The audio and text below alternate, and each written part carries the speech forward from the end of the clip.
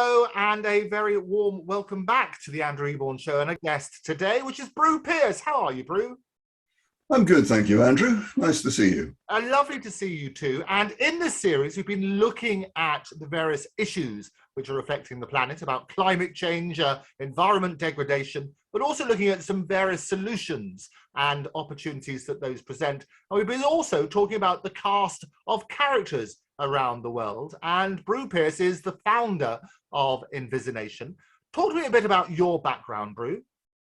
I studied landscape architecture for a while, but I was way too dyslexic to deal with the Latin names of plants and other things. And so instead of completing my degree, I found myself on a yacht. I then ended up having a professional yachting career and sailed around the Caribbean and Mediterranean. But I've always been a naturalist. I've always been interested in the external environment and what's going on around me. So I've been observing all my life. I moved from yachting to having a career in leisure resort development, building marinas. We've done a really good job of putting together a massive property project in the Grenada's capital. And then September the 7th, 2004, which happens to be my birthday, Hurricane Ivan didn't turn north and came storming across the Atlantic and hit Grenada as a Category 5 storm. Everything was set back. And of course, our project ground to a halt, and all the debt we had went to default. Everything went seriously wrong. Another series of stories. It led to me being back in the UK looking for financing for a major project. That led me to a process called pyrolysis, and a company that were building an advanced pyrolysis machine. Pyrolysis is like making charcoal. It's heating a substance in the absence of oxygen until it chars. So you can pyrolyze your Sunday roast by leaving it in the oven. No, I've done that a few times. You go out, you play golf, you forget about it, you come back and there's this black crusty bird. Ah, right. That's char. and that can be carbon char or biochar. Anyway, there's a chap called James Lovelock. And Jim Lovelock is a very senior climate scientist. In fact, he was one of the guys responsible for saving the world because he was involved in identifying the hole in the ozone layer. Lovely guy. And I called him up and said, look, I've got this process technology, which you say is really important for saving the world. And we had a great chat. And he then said, well, you've got to meet this chap, Nick Breeze, who's working with me. He's making a film about my life, the Hitchhiker's Guide to Gaia. And that all sounded like a lot of fun. And Nick and I met and we got on well. And of course, he needed funding for his film. I reached out to people and they ended up getting a call from Sam Branson. So Nick and I ended up working with Sam, and we started a pitch to Channel 4 to do a series of programs on climate change, with the idea that this would be experiential and would be sending people out into areas that were going to be impacted by heavy floods. And it was a lot of work was done. In the planning for that, we reached out to climate scientists all over the world. And when they heard that we were a potential mouthpiece to get the message out, they became interested, became friends with us and started opening up their hearts. And we gained all this information, we put it all together, and we went to our final meeting with Channel 4 to present it. And they said, this is too hot to handle. Sorry, we're not going to do it. At which point Envisionation morphed from being a project in the Caribbean to do some renewable energy projects into a network of climate scientists as we built it up together. And that was 12 years ago. And since then, we've brought that team of people together to build it up. We've gone from a team of people trying to assess the full extent of climate change to a team of people who are concerned about what we do about it and how to develop systems to resolve the problem.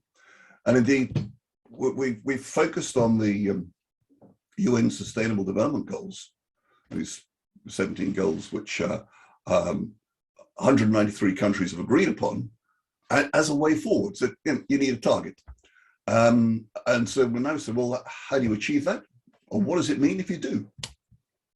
So and that's where we are. We're trying to do that now. And we've brought in connections with people who've got solutions technologies really interesting stuff on the physical batteries and deep drilling and splitting methane into carbon and hydrogen, new systems for sewage treatment that are far more energy efficient. And we got a raft of really interesting stuff. And the idea of that is that we're helping those companies find finance, find partners, and that work finances us to develop our Biosphere restoration plan, which is a holistic plan to come up with a narrative and a way forward to provide a sustainable, prosperous future. Fantastic. Sorry, that was a bit long.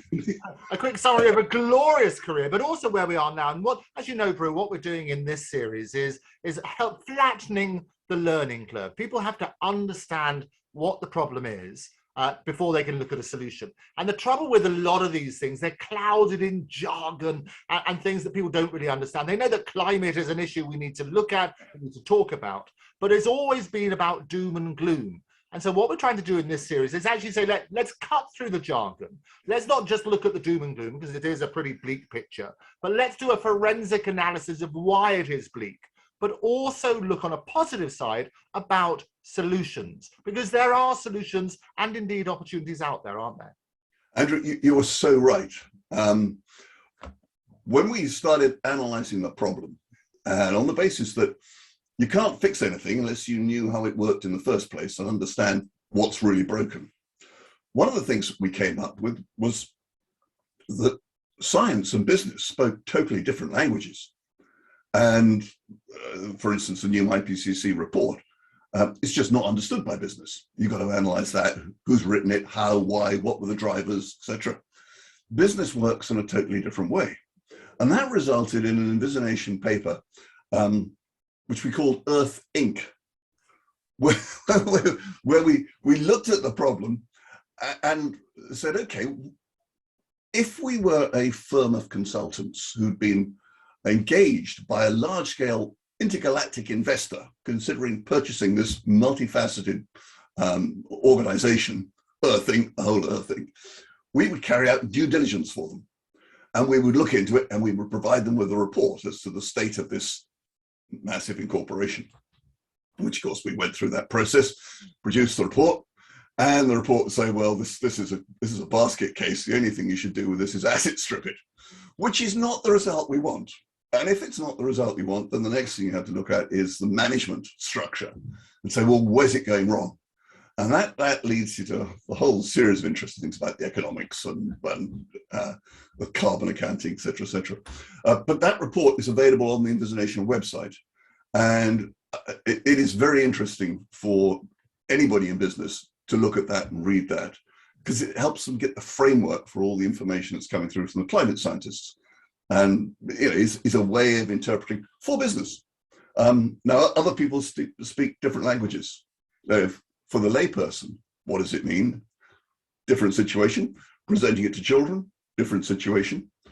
Anyway, so that's what we're trying to do, and we will try to do further. And that's the key, isn't it? I mean, we talk about, the same with the series, we talk about this is for everybody. It's so people can understand in a language which isn't clouded in jargon, but understand the problem, look at solutions, apply forensic analysis of those with the experts around the world, and with Envisionation, if you like, acting as the catalyst and the glue to bring it all together.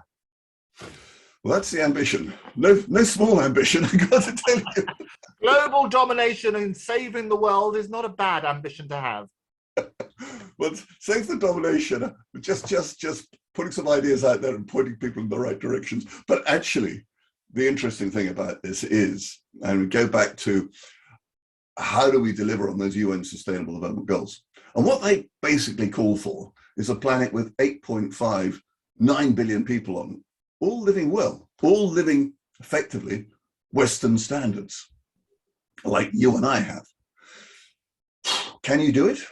Our analysis, yes, you can, but you have to do things very differently. And one of the interesting things about that is you need an enormous amount of energy, but if you do deliver it, it implies phenomenal economic growth. I mean, it's 10, 15 times growth in global GDP, and we're trying to do this by 2050. And where that happens, if you're in business, you'll understand, there's profits to be made. But, and you'll hear people saying capitalism is the problem, etc. That is not necessarily correct. The problems that we have is people don't understand what real growth is, and they don't understand the true value and the true cost of everything we do. Because most of what we consider as growth at the moment isn't growth. It's the development of massive contingent liabilities. So every molecule of excess CO2 or carbon monoxide that goes into the atmosphere is a contingent liability because somebody has got to pay to pull it back out again later.